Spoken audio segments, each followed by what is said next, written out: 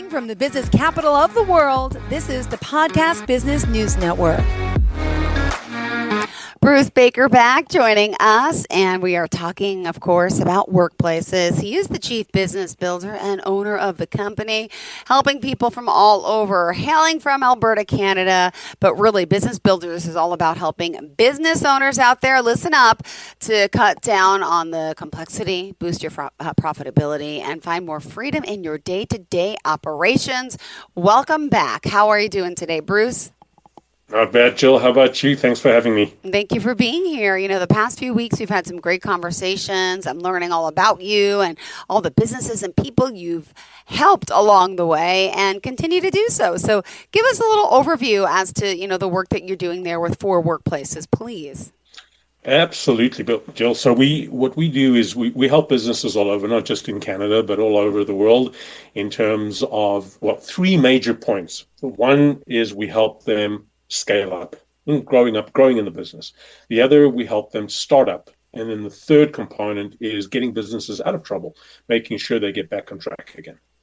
Beautiful. And I know with your world of success and all the clients, I've heard many positive, testimonials. We've talked for the past 2 weeks, and you've given very detailed examples of the work you do, how it's done. We'll get into that too later, how you could take your own quiz and get started. But let's jump right into today's show and maybe talk to our listeners here about the telltale signs that maybe, that a business owner is pursuing someone else's version of success rather than their own.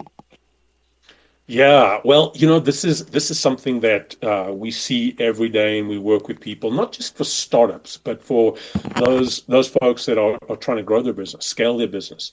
So and even not just scaling your business, but getting out of trouble as well.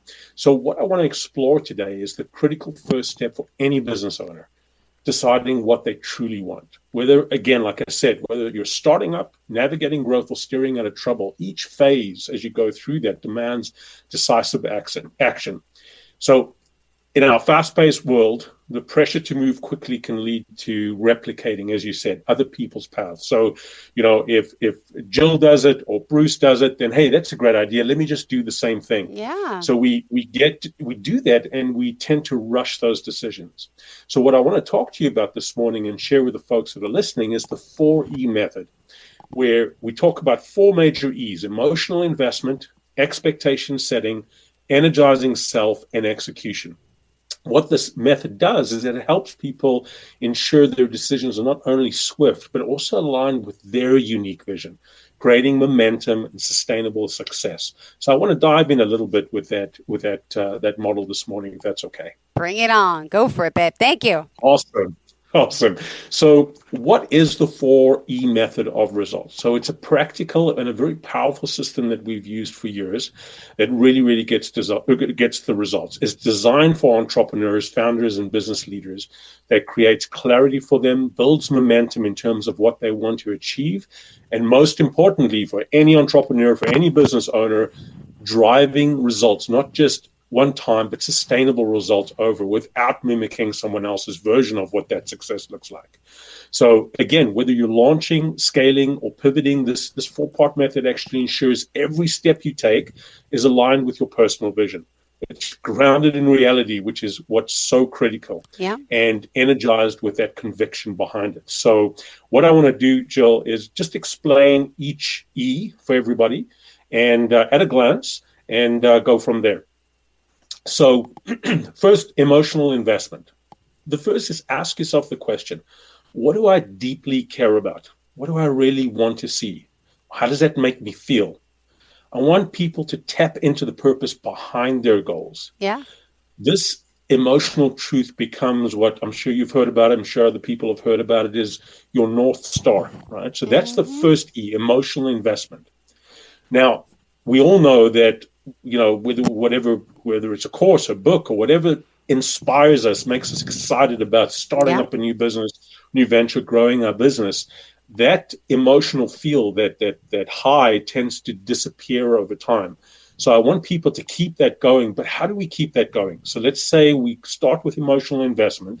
We then move to the second E, and the second E is called expectation setting.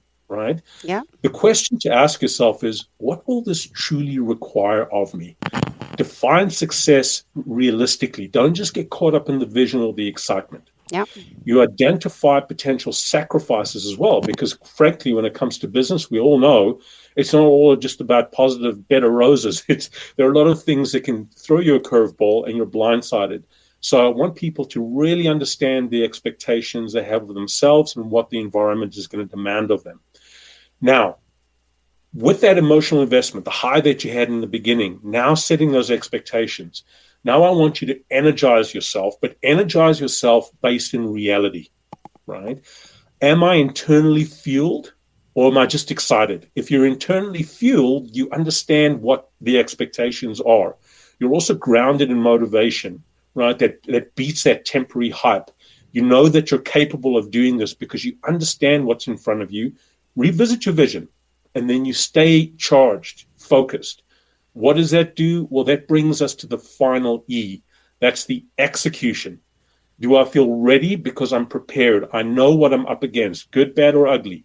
I move with purpose, not pressure. And that's the big deal over there.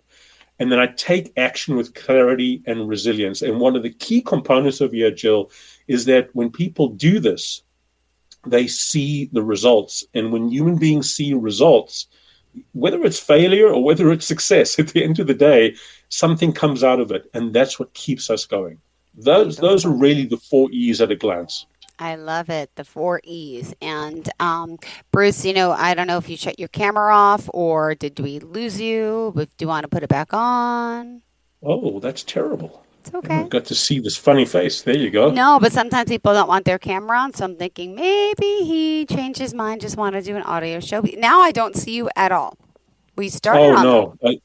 Yeah, it might be a technical problem on my end, Jill. My apologies. That's okay. We can continue the show going. It's not a problem. Awesome. Perfect. So we were talking about the 4 E's, and let's see, where are we now? There's still so much. And what if I told you now my oh my gosh, now my thing is frozen here. I'm trying to read our chat. Could you just help me out because it's not scrolling for me? Absolutely. Well, while you're looking there, I probably want to just say, what people may be asking why this works, why this model works. When you use the 4E method, you want to think about using it before a major decision or when you want to pivot, right? You're also going to find that motivation tends to start to dip. Once you see that happening, it's time to get it back up again. So after achieving a win, planning what's next, and to reassess direction in a fast-changing landscape, right? It works extremely well because what we typically do is that fleeting tactics or trends. The 4E method in principle is driven that way, right? Its purpose is principally driven. It doesn't just help you make better decisions. It teaches you how to trust your own vision every step of the way. So if you want to use your decisions to reflect, not just speed, but use that soul, use that intention, this 4E method is pretty potent, and we see a lot of results coming from it. Perfect. Thank you for that. Yeah. How's the technical components on your side? Good. Well, how can Entrepreneur realize their initial excitement has faded with the first steps they should do to reignite and spark? Getting it back. It's going slow. Yes. Absolutely. So, Jill, I don't know if you saw the questions over there. Yes. So I think these are there are a couple of questions that people ask me on a regular basis. So maybe we can go through that and just give people some reality. What's the biggest obstacle you've observed? Do we start there? Yeah, let's do that. Yeah, so what is the biggest obstacle that you have observed, if you don't mind me asking? And when it comes to, let's say, expectation setting, and how do you recommend overcoming that? Yeah, so the by far the largest obstacle is when people are very excited, or people are, like I say, fall in love with the dream, and they pursue, everything is driven from this, and then they come to that second E, which is that expectation setting, and we tend to fall in love with vision but fall out of love with action. Yeah. And what happens then is that when people are surprised at this, like I said earlier on, it's that curveball. that people are not expecting. And what happens is that we tend to veer away from, from the commitment because, well, I don't really want to sacrifice this. I don't really want to have less time with this, and then the big question starts coming up is, I don't know if I've got time for this, Yeah. but really what we're trying to say and what we are saying is that I don't know if I'm capable of doing this. And then as soon as that question hits, we tend to lose momentum. We tend to fall within ourselves. We're not looking for external assistance or support, and we're just not confident in pursuing it. And that is, when the typical New Year's resolution mentality comes into it. How many New Year's resolutions do people actually stick to? It's the same mental process in many respects, is that we lose that momentum. And that's not what we want to do, because if we don't execute in our business, we really don't see results, and that vicious cycle starts to occur. Beautiful. Well, thanks for sharing that. And also, if you don't mind me moving on to talk a little bit about, why do you think business owners really kind of hesitate when it comes to completely being honest about the sacrifice required that goes into reaching all these goals? Yeah, well, a lot of people will talk about the exciting components of business. Again, be it startup, scale up, or getting out of trouble, which is definitely not exciting. But the thought of doing those things or achieving those things tend to dissipate pretty quickly. So again, like I said earlier on, the reason why they dissipate is because now I have to spend an additional 15, 20 hours a week in being able to achieve this. But I didn't necessarily think that it would mean this for my life. It would mean this for the reality in my business. So what happens is that sacrifice is too high. The commitment is also something that people don't want to follow, because they feel that, well, if I fail, what is that going to mean? Yeah. Right? What are other people going to think of me and my business? If I fail, very importantly, and probably one of the most potent responses or narratives people have in their heads is that if I fail, how am I going to judge me? Right? Yeah. Not just what other people think of me, is I am not going to, it's too painful. I don't want to deal with that just in case I fail. And that kind of narrative or self-talk is essentially what makes businesses fail, or at least failing in terms of a decision that they've made, yeah, and the execution and results they want to see. Got it. Well, thank you for that. And if you are just tuning in, I just want to remind everyone, we are talking to our friend Bruce Baker here from Chief Builder. He's our Chief Business Builder from Workplaces. That's for Workplaces. And we're excited that he's here today again, giving us guidance and talking more, about, how he's helping you and can help you if you are listening as a business owner. And, it's just kind of like, when you energize the self, in a sense, how can people really distinguish between, genuine confidence and maybe more excitement? Yeah. So one thing's for sure is that the most powerful energy comes from the beginning, and that we're talking about those 4 E's. It comes from that place where, this vision in my head looks fantastic. The person that's telling me all about this, the book that I'm reading, the course that I'm taking, it's really, really powerful. And but people need to know that only lasts for a few days, or sometimes even a few hours. When you realize, and you do yourself a favor, and like a lot of people would say, burst my bubble. Sometimes it's good to burst your bubble. And bursting the bubble actually, it reminds me of the movie with Keanu Reeves with Matrix, right? Once you burst that bubble and you pull the plug out and you realize this is reality, and reality is far more exciting, because once I understand those expectations, then that excitement or that high-level energy turns into something that's more practical. So now I can not just use that energy to get excited, which doesn't last very long. I use that energy in a more purposeful, intentional way that now gives me control and creates that execution I'm looking for.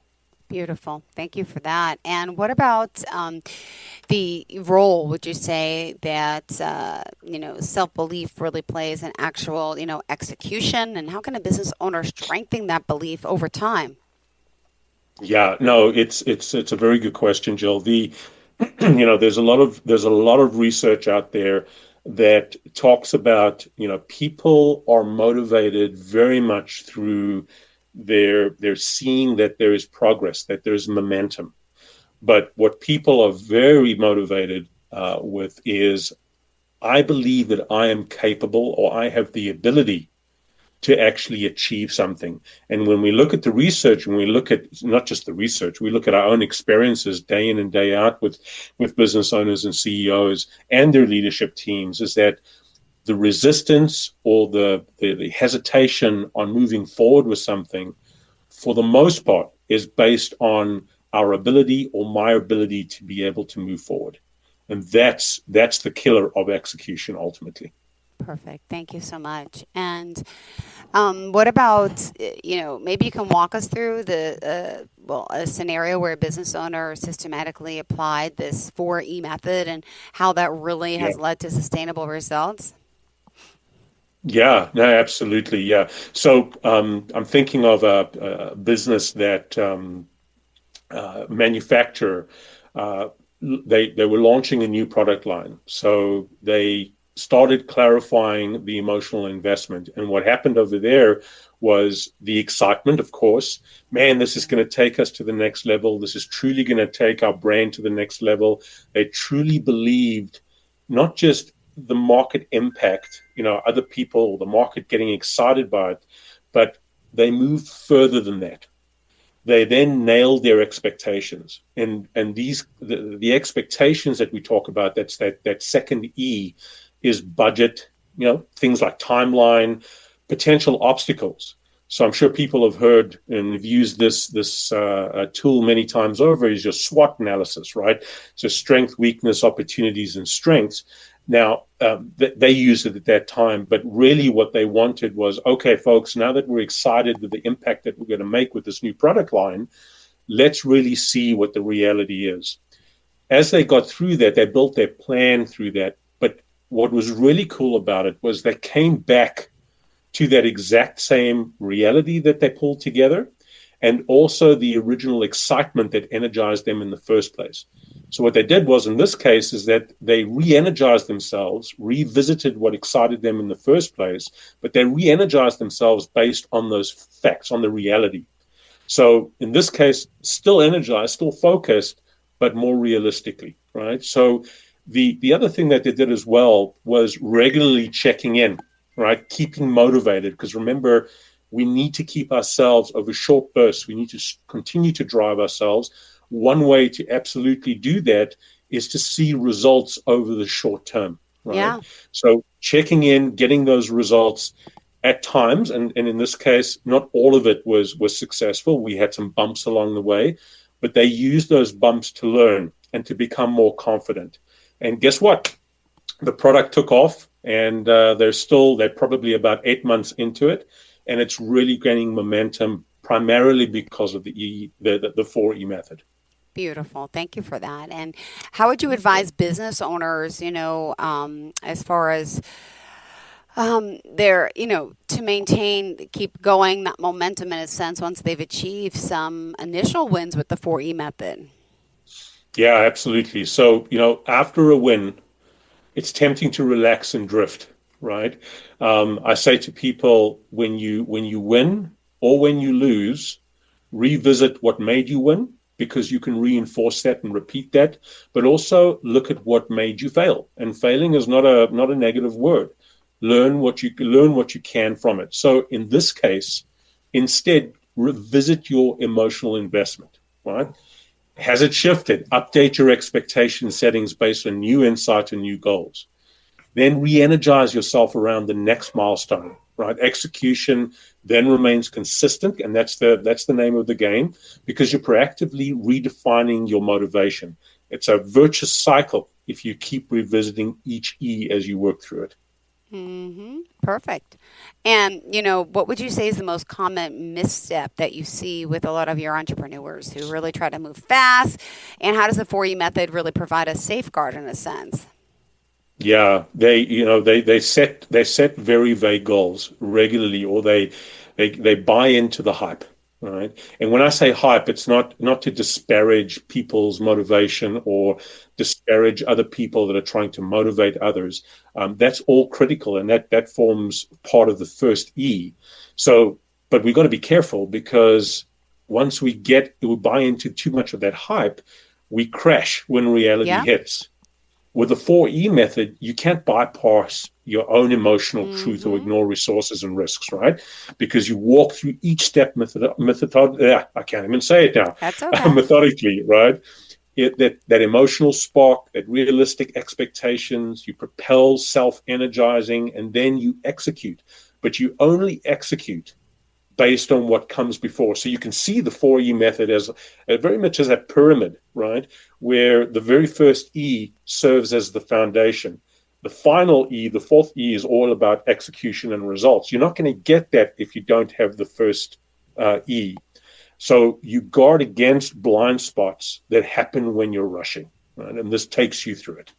Perfect. Thank you so much. And now, with this fast-paced world we're living in, how could you, give some advice about how entrepreneurs can really balance these, swift decision-making with the depth of reflection really that's needed for like this long-term success? Yeah, you remind me of a client I met yesterday, and a very similar question came up, and it comes down to building in strategic pauses. Now, what do I mean by that? You don't need to overanalyze every single decision, analysis through paralysis. But for the big ones, take a moment to run through the 4 E's. Ask yourself this: am I emotionally invested? Mm-hmm. Are my expectations clear? Yeah. Do I have the energy and confidence to follow through? Yeah. If you're saying yes to each one of those, this reflection, it takes not even 2 minutes, right? But it can protect you from months of misdirection. Got it. Well, in our we only have 2 minutes left. I know we got a little bit of a late start here today, but how did you want to kind of end off with everyone? Yeah, absolutely, Jill. As I've said this in previous recordings, episodes that we've done, it's about believing in yourself. And lots of people will say, yeah, believe in yourself, believe in your vision, believe in your goal. But I'm moving away from, let's call it the fluff, for lack of a better term, but truly believing in yourself. Right, yeah, truly believing in yourself. But I want people to focus on your ability. And when you ask a question saying, well, I can't do that, I'm not qualified to do that, Yeah. that doesn't mean you abandon your decision or you abandon your business. What that means is that as a leader, who do I need to surround myself with to help me achieve that objective? You're not by yourself in doing this. You certainly shouldn't be.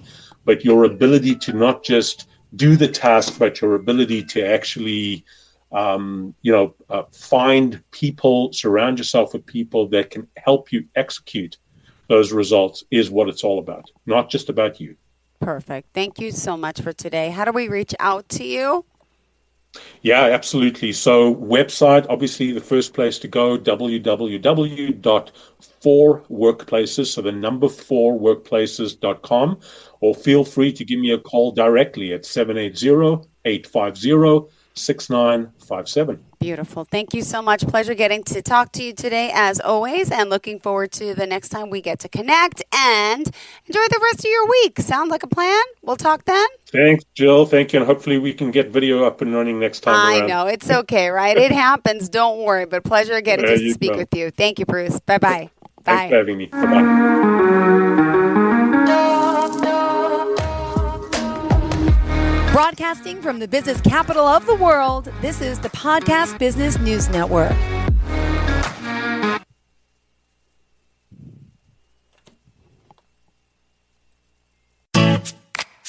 Hi, this is Terry Crews, actor, former football player, game show host, father of 5, and all-around big dude. I'm also an expert on drama. I know all kinds of drama. There's the good kind that comes with having a house full of kids. There's the bad kind like season-ending injuries. There's the necessary kind like having an agent in Hollywood. And there's silly drama like the drama around my percolating pectorals.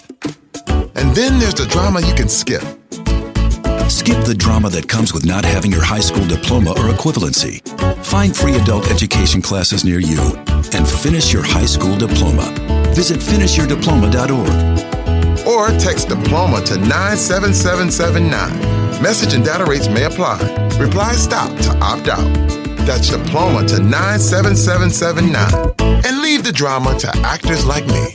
Brought to you by the Dollar General Literacy Foundation and the Ad Council.